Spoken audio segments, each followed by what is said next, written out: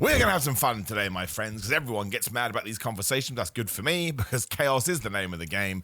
The AEW Dynamite show last night, or Grand Slam Mexico, I think just reminded you we are living in the best pro wrestling timeline. Because one, if you're a nerd like me, you just enjoy seeing famous wrestling locations, I suppose, but with your Western wrestling setup thrown into the middle of it, whatever you want to say. You can go watch CMLL whenever the flub you want, but when you are seeing people like John Moxley and Hangman Adam Page and Swerve Strickland and whoever else, walk into the ring in an environment you've seen elsewhere, it's just super duper fun. It's like when the WWE guys, we're talking years ago, when I was but a boy, used to go into Japanese venues, and even then, I wasn't as big a nerd as I am now. I was like, oh my God, this is absolutely incredible. But to see it on a television show that you watch every single week, I just thought it was the coolest thing ever. I thought the fans were super into it. It felt like some super duper pay-per-view main event, and we did a lot of good here heading towards All In. And as a man that sort of grew up throughout that period from 2001 to 2019 essentially, where there was only sort of one big dog in the yard, it just set my brain, it sparked my brain off. I was like, man, I'm enjoying wrestling way more now maybe than I ever have. I'd really have to sit down and think about that. And as we have got to this point, it's not an anti-WWE or pro-AEW or vice versa thing. Love WWE, love AEW, love Impact, TNA, Ring of Honor, New Japan, whatever it may be, because I love pro wrestling. And in no world, we talked about this in the video the other day, do I want there to be one kind of wrestling and nothing else, because that'd be super duper boring. Like, second half of the WrestleMania 40 main event is the greatest sports entertainment fun bus. Shouldn't have said that ever. And here I just felt like we got a completely different mix from what we saw on Raw, all the way from the Hangman Adam Page promo to all the way to the end when Hangman Adam Page does storm in and beats up John Moxley. And it's just so simple. I want Hangman to win and I want John Moxley to lose. That's it. And the fact that Hangman cut his opening promo all in Spanish, that is stupid, man. Like, I'm an idiot. I have no idea what he said. Thank you to Excalibur for translating. And of course, I've gone on the internet like a proper 2025 geek and I've read it. But think how terrifying that must be. Like, even if you are well versed in another language, if somebody told you right now to go out in front of an audience who spoke that fluently and cut, a 5, maybe even 8-minute speech, I could be exaggerating there. Oh my gosh, it's just, that's what a babyface is, all right? We're going to get down to the weeds today because you just need to like a babyface, you need to respect a babyface, you need to want the babyface to win. When they're being beaten up, you need to have sympathy for them, and they just need to endear themselves to you. And given that Hangman Adam Page was burning down houses last year, it's been quite the 180, but I think it's terrific. Also just want to shout out Gorilla Mind as well, because they do sponsor all of my videos, and right now I'm actually doing a little bit of a test with their brand new Gorilla Mind Citrus Rain energy drink, because I have 4 videos to do today. This is such a departure, so I thought, listen, there's always promotional materials that I'm asked to make, and I'm more than happy to do one. So I took a Gorilla Mind energy drink before this, and before I did AEW Dynamite Ups and Downs, check them out at What Culture, to show you how many videos you can get done. But I saw it looking at me over there, so I thought I should mention something on this video too. It really is pretty damn good. And again, if you use my code Simon, you can get 10% off. Let's keep going. Hangman then also comes out at the end of the show after a ridiculously...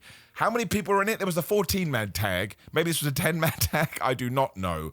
And it was also after Swerve Strickland had been beaten with the most devastating move in all of sports entertainment, the surprise roll-up.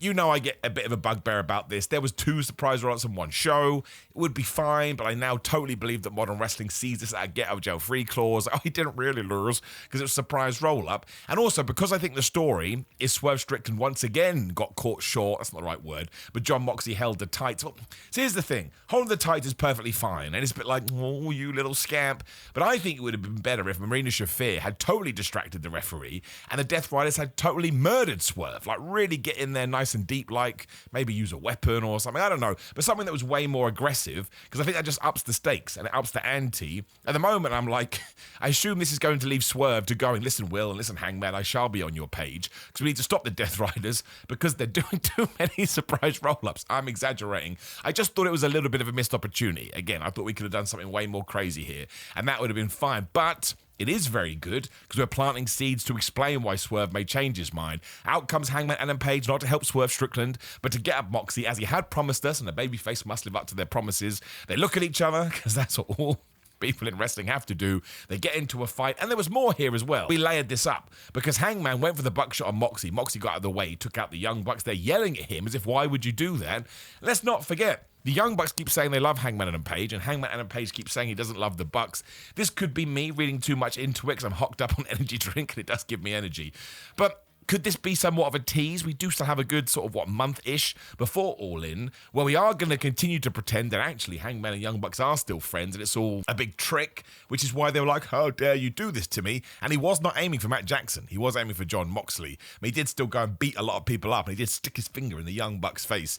But seeing all of the good guys like the Ops, etc., the AEW babyface roster to a point, stand there with Hangman to stop Jon Moxley interfering, and then Jon Moxley ran away, I was like, there you go. It's what Christopher Daniels was talking about last week. We're building, we're growing, and I'm a bit worried there's going to be some kind of WrestleMania 39 finish. It's All In 2025. I think we should keep this one simple. Much like we did last year when Swerve Strickland lost to Bryan Danielson and we gave Bryan Danielson his moment. Check out what he did as well in Arena Mexico on social media. It's brilliant. I think Hangman just needs to win. The Death Riders can go their separate ways now. I think we've got enough juice out of them. And then I think what we should be doing for the second half of the year is some sort of variation between Will Ospreay, Hangman Adam Page, and Swerve Strickland. Maybe even one of them goes heel. Like once you come out the other side of All In, kind of the world is your oyster as long as you can explain it. And they do hate each other. Again, burning down houses, kind of stealing children, staple gunning each other, injecting each other into the face. There is stuff you can do here. And of course, the match itself was brilliant. I may not even talk about the matches in general. I think every single one of them was good and fun. Again, the 14-man tag is one of the most hilarious things I've ever seen in my life, because Adam Cole got a big pop. As I mentioned on Ups and Downs, I'm just going to say shout out to Brody King, you absolute hero. I love you and I always will. And just where the Atlantis is, if we're going to call them that, got booed because they don't like the sun, but apparently they don't always get booed. I love all that stuff. I love it when it goes crazy. And even the MJF Mystico match, I just thought, because some of that was, I use the same term as I did, it's a bit wibbly wobbly is what I always go with. Who cares? Because MJF played his character so well. Mystico was like flipping Superman coming to the ring. I thought it was a genuinely goosebump moment. And then MJF just kicks him in the dick because he's like, oh, I'm going to lose. I don't want to lose. And then the Hurt Syndicate jumped him. That was the trope I thought AEW overdid on this show. Too many run-ins. I think every single match had a run-in afterwards. Actually, it's true, because even the Mercedes Moné one did too. So maybe, I think it did. I can't remember, but you don't need to do it all the time. Again, I think WWE goes too crazy with the DICs, the distractions, the interference, and the confusions.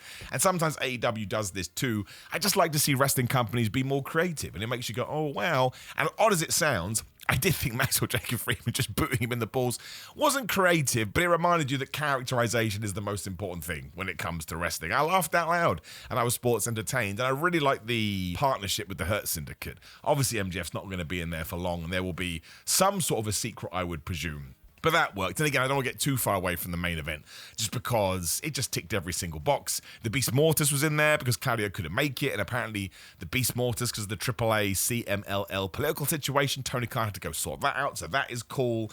I like Mercedes Moné winning the CMLL title, the women's one. But yes, I totally agree with you that there was no jeopardy here whatsoever, which kind of sucks for Xerxes, right? Like, you didn't think she could retain her championship. There can always be exceptions when it comes to good gimmicks. And I think in terms of 2025 wrestlers, Mercedes is right up there, and she's having incredible matches all over the place. And I like the belt collector thing, because I think it's going to be Tony Storm that starts picking away at her or starts her downfall. But again, the exception here is you're like, oh wow, I just know she's going to win a title. You never want that, but the match was solid. Xerxes, I thought, looked really good.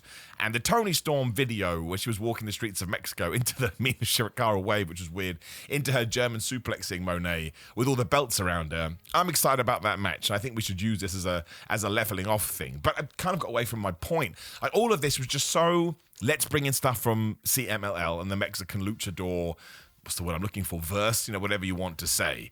Let's make sure we still got an AEW deal in there too. Let's change the atmosphere. It just felt like a completely different show from anything that we've seen this week. I don't even want to say it's like when WWE goes to a France or over here in the UK. That gives me the same vibe and it gets me the same feeling, and I'm doing the dance of joy afterwards.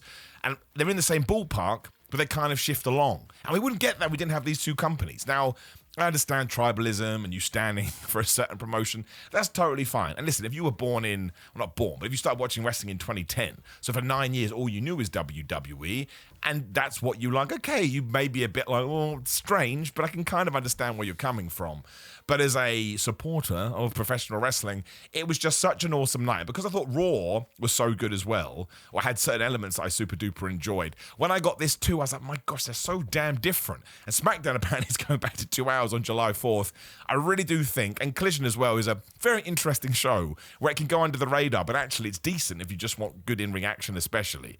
But I think we could be getting to a point, especially throughout the summer, where wrestling from the two big American companies are hitting home runs. Although TNA is brilliant right now too. I'm starting to finally get back into that as well. The roster's amazing. With the synergy with NXT really clicks as well. I mean, you've got AJ Francis back in flipping NXT now, and Casey Navarro, who's a really good dude, who I've shared the ring with in Progress. That always makes me laugh when those things happened.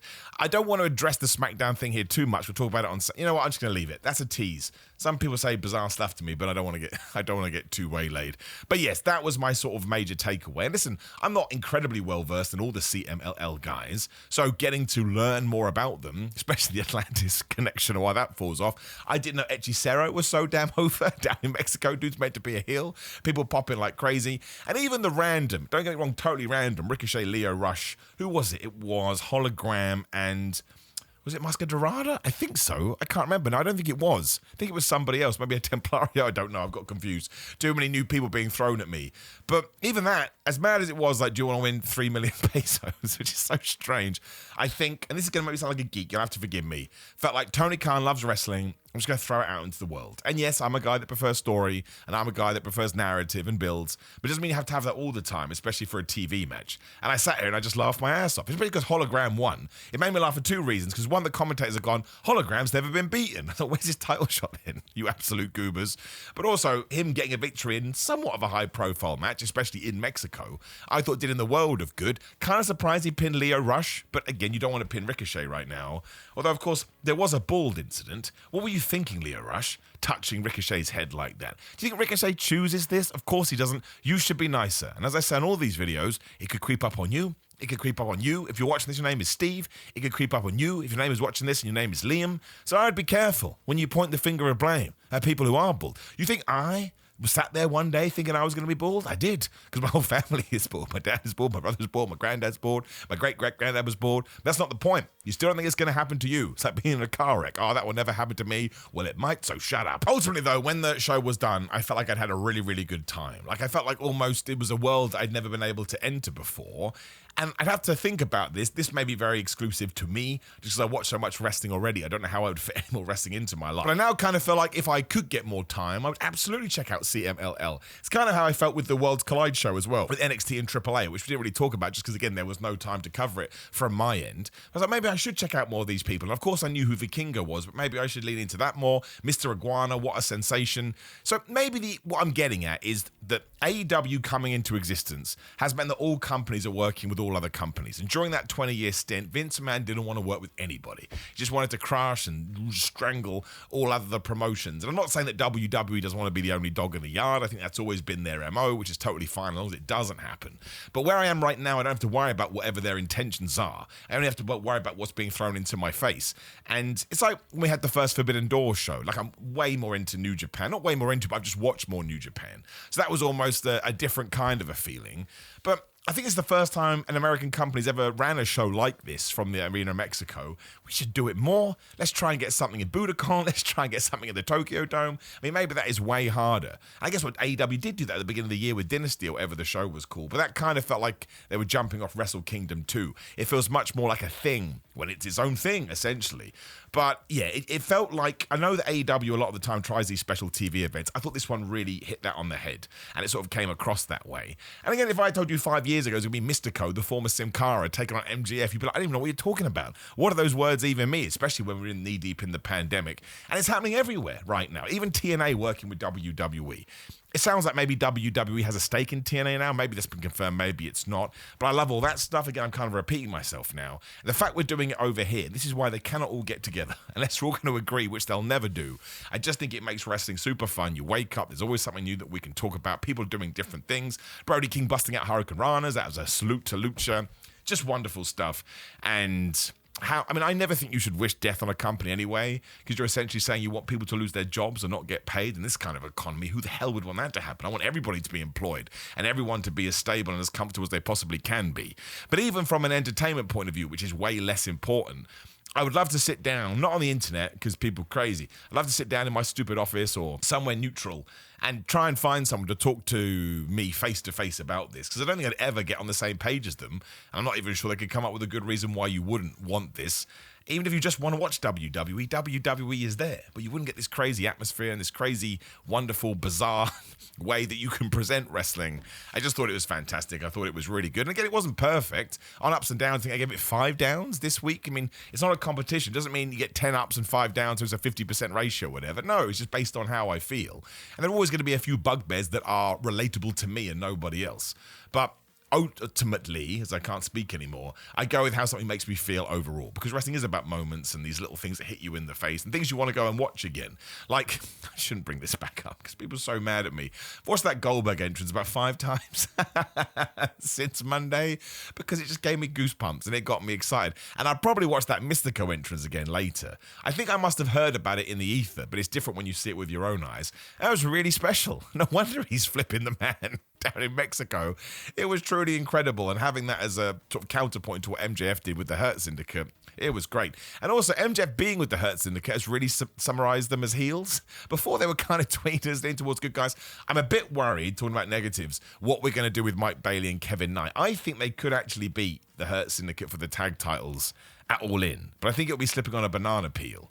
But they really are getting murked. I mean, here they showed some fight. So Mark Briscoe too. No one came out to help Mark Briscoe. That was a great match. Mark Briscoe versus Okada. And now Okada's getting serious before his big match with Kenny Omega. Before Mark Briscoe gets hit in the tum-tum as some sort of, what's the word I'm looking for, analogy for Kenny Omega's diverticulitis. No one. Think how many friends he's had. Where the Paragon? They used to hang out as the conglomeration, whatever it's called. I just think sometimes you got to have friends, right? Poor dude got absolutely wrecked. He should be world champion one day. He's got Eddie Kingston syndrome. One day I want Eddie Kingston versus Mark Briscoe for the AEW world title. So I'll just be overwhelmed with happiness because they are both the guys, right? We talked about the Eddie Kingston. Does he know it's a work machine? And every time it's like, no. It's now a Mark Briscoe and Eddie Kingston machine because Mark Briscoe just goes out there and he smashes it every single time. So, I've had a great week of wrestling. SmackDown, make sure you finish it all off. And Collision 2. I imagine the spoilers are out there. I haven't seen them yet.